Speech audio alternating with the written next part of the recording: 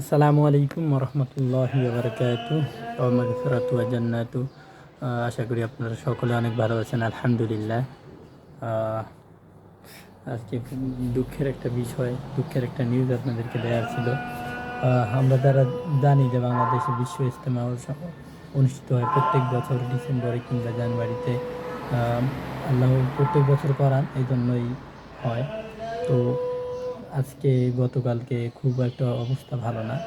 আর এই যে দুই দল বা দুই গোষ্ঠী বা দুই অনুসারী যারা আছেন আমাদের ভাইরা, সাতপন্থী এবং জুবাইরপন্থীরা, তাদের ভিতর একটু ঝামেলা চলতেছে অনেক আগে থেকেই।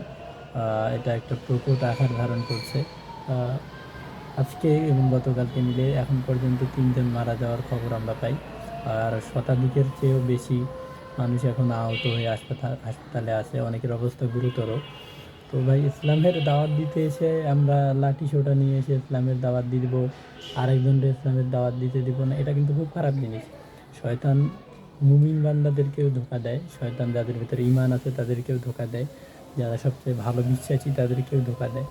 আসলে শয়তান আমাদের প্রকাশ্য শত্রু। আমরা শয়তানের প্ররোচনায় পড়ে এমন কোনো কাজ করব না যেটা আমাদের জীবনের জন্য খুব খারাপ, আমাদের মুসলিম জনগোষ্ঠীর জন্য খারাপ।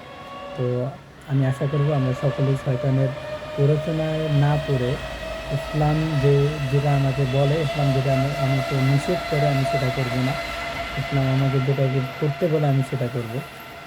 আমরা সকলে এই পথে চলি। এবং আমাদের নেতা একজন ছিলেন, তিনি হলেন আমাদের প্রিয় নবী হজরত মোহাম্মদ সাল্লাল্লাহু আলাইহি সাল্লাম। আমরা সবাই চেষ্টা করব যেন এই ইজতেমাটা ভালোভাবে হয়। আর দরকার পড়লে ইজতেমা বন্ধ থাকুক, কিন্তু আর যেন কোনো প্রাণ না যায় কারো। সবাই ভালো থাকবেন, সুস্থ থাকবেন। আসসালামু আলাইকুম রহমতুল্লাহি বারকাতুহু।